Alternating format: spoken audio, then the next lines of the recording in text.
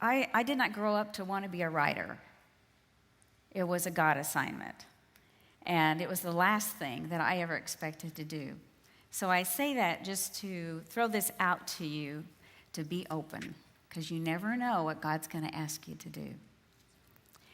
So this is my shameless plug for my book that I'll give now.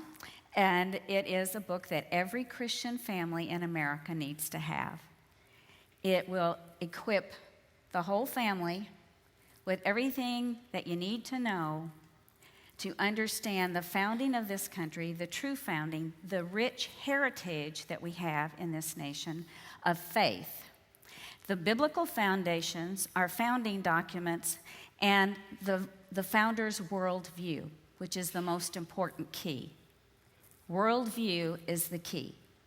And it's how we think and how we filter our day-to-day decisions that will make the difference in our daily lives, in our reflection of Christ in those around us, and our culture, and for the nation. So this will equip you with that. It explains our system and how it works and how to get engaged and why you need to get engaged. So that's the basics of it, and it's easy to read. It has a lot in it, but it's a very easy to read, easy to understand. And a real cool aspect is at the end of every chapter, I have a patriotic portrait of a famous patriot, starting, at the very beginning and all the way up to Ronald Reagan, one of my favorites. But those are just really great little tidbits because it makes you realize how dumbed down we are as a people, how shallow we are. When you start reading about these men and at such young ages, the responsibilities that they had, the jobs they did, and the educations that they had, it's quite impressive and it's inspiring.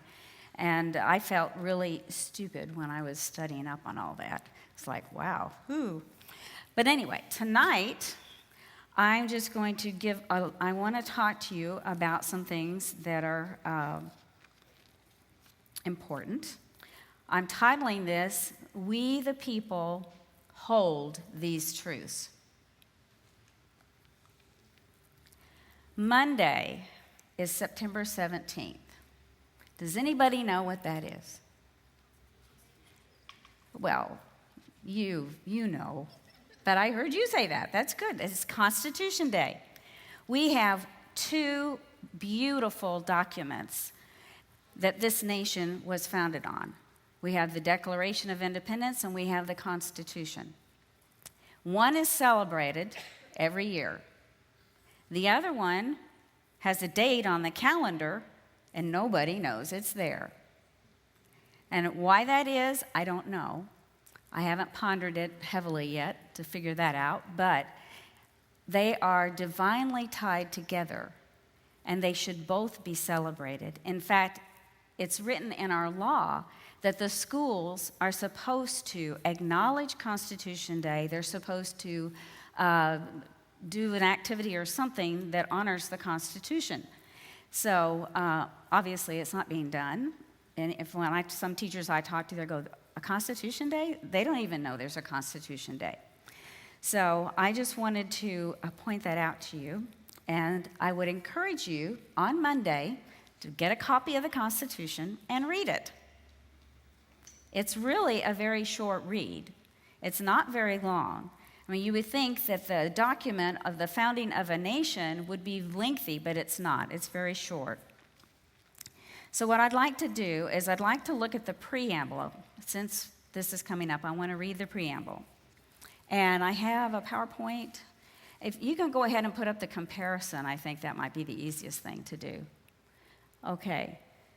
The preamble.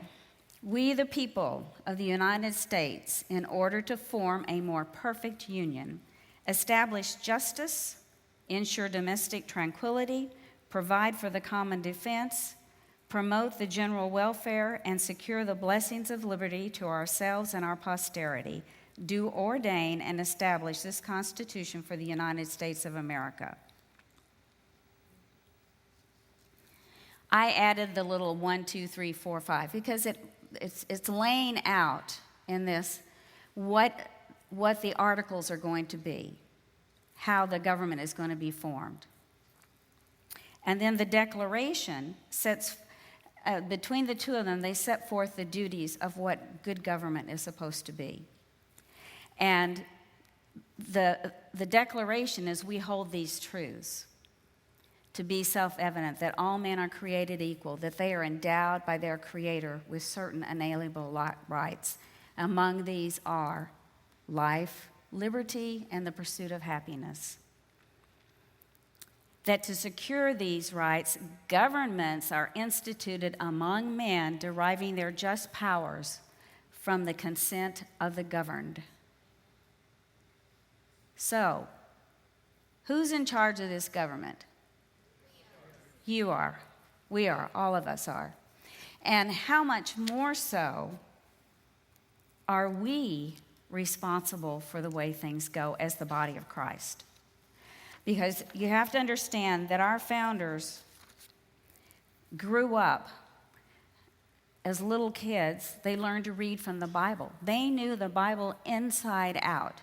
Didn't matter if they were Christian or not Christian. Some of them were, some of them weren't. But they all, and by today's standards, would be considered biblical scholars. They knew the Bible. And they held to a Judeo-Christian value system in what they believed. They also read all of the great writers of the day, the philosophers, the political scientists, and the economists of the day.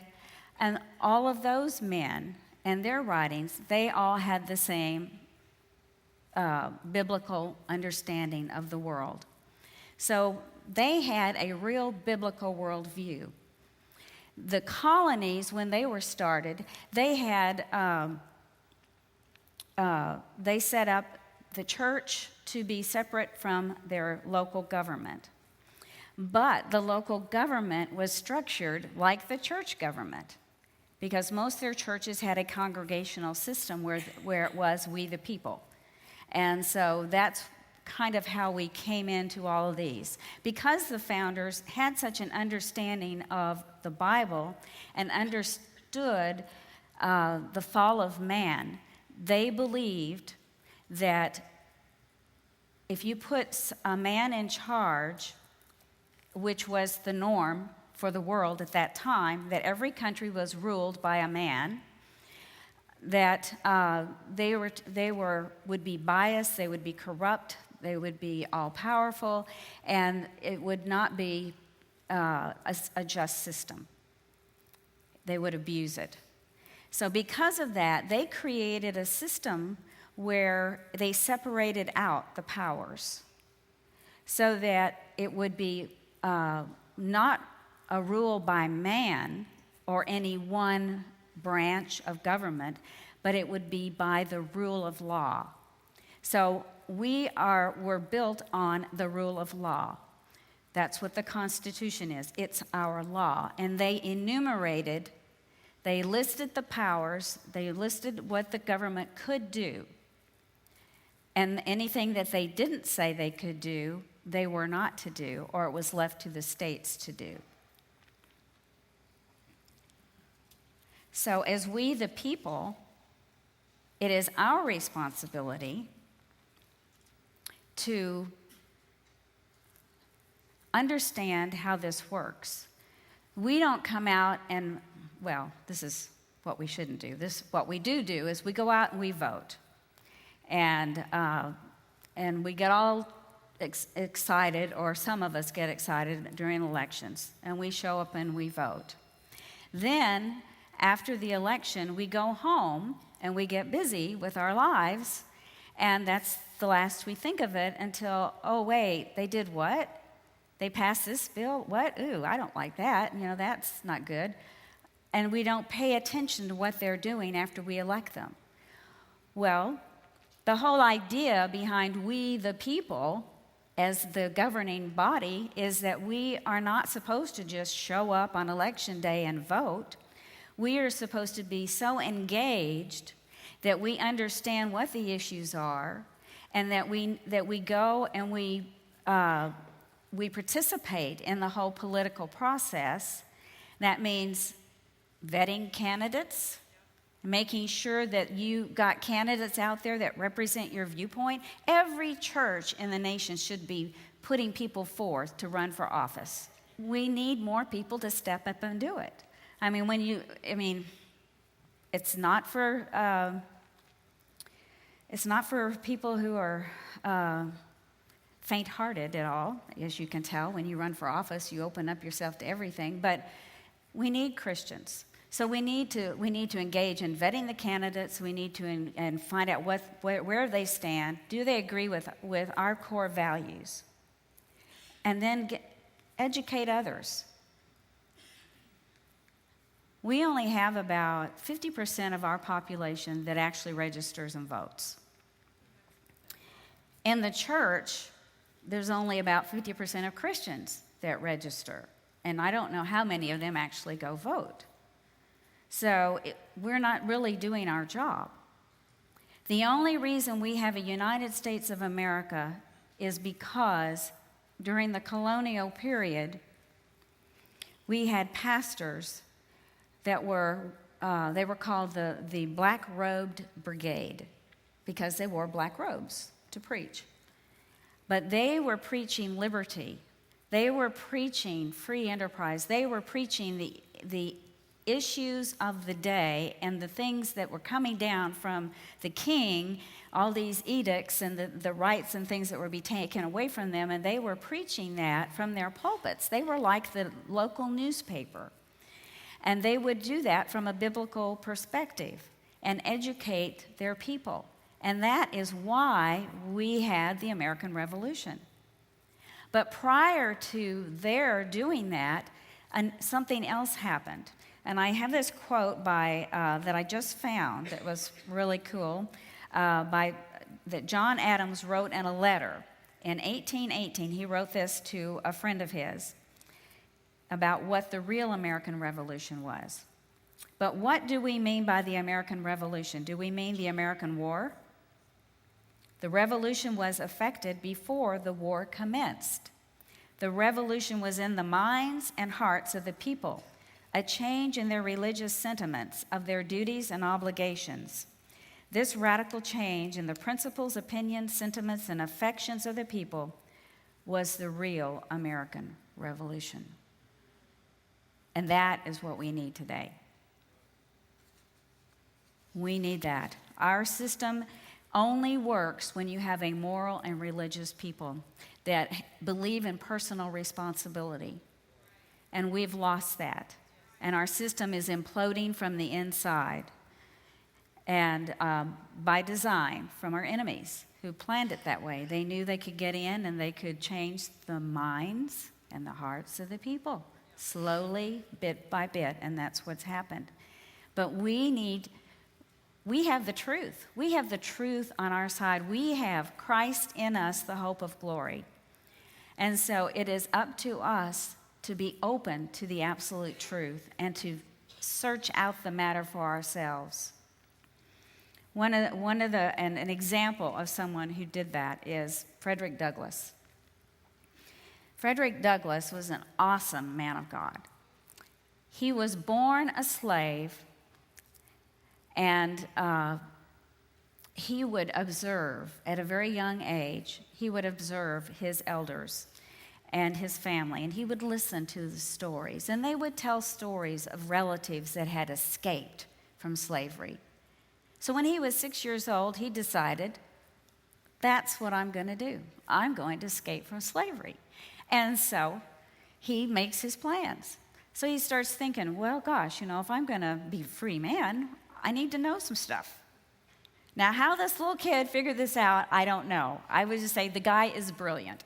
And so being a cute, charming little boy, and they all played together, the white kids and the black kids, and so he would go out there and I think he just did like Landry, charmed the pants off of them. And those little white boys taught him how to read, and that's what he wanted. He knew that he couldn't get anywhere unless he knew how to read and how to write. in the world. So he did that. When he was 16, he was about ready to put his plan to work, and then he realized, well, I really don't know how to write. So he put it off a year. Delayed gratification. You don't hear much about that anymore, do you? He put it off a year so he could learn how to write. And then he escaped. And he became a very famous man. One of his mentors in the abolitionist group, because Frederick Douglass was one of the key guys in the Underground Railroad, one of his mentors told him and taught him that the Constitution was a pro-slavery document. And that's what he thought. So several years later, as he gets into all this stuff, he decides, I think I'm just going to read this for myself. So he got a copy of it, and he read it. He studied it. He looked at the Declaration, and he came out and he said, this is not a pro-slavery document. This is the most anti-slavery document I've ever seen. And it set him free. But he searched the matter out for himself. And today, we're bombarded with messages from the media, from the newspaper, just from everywhere, the messages that we get. And it's so easy for us to just go with whatever we're hearing and not really seriously think about it. But I believe that what we've got to do, what the Lord is wanting us to do, what He is calling us and challenging us to do, is to go back to our biblical roots, get in the Bible, know His Word, and begin to allow the discernment that comes when you know the Word, so that we can filter these things through His filter, not our filter. Because our filter gets filled with bias and prejudices and wrong teachings and all kinds of life experiences that we've had when we've been hurt. And we carry that with us, and we'll filter things that happen and our decisions through those things instead of through His Word. And what that does for us, if we will get back into that, we will begin to know our true identity. Because our identity is in Him. So we've got to know Him and know His Word, and then we've got to teach our children. That's the whole problem. Deuteronomy 4, 9 and 10, they talk about, I think they're going to put that up there, says that we are to take heed to ourselves and diligently keep yourself, lest you forget the things your eyes have seen, unless they depart from your heart all the days of your life, and teach them to your children and your grandchildren, especially concerning the day you stood before the Lord your God in Horeb, when the Lord said to me, gather the people to me, and I will let them hear my words, that they may learn to fear me all the days they live on the earth, and that they may teach their children.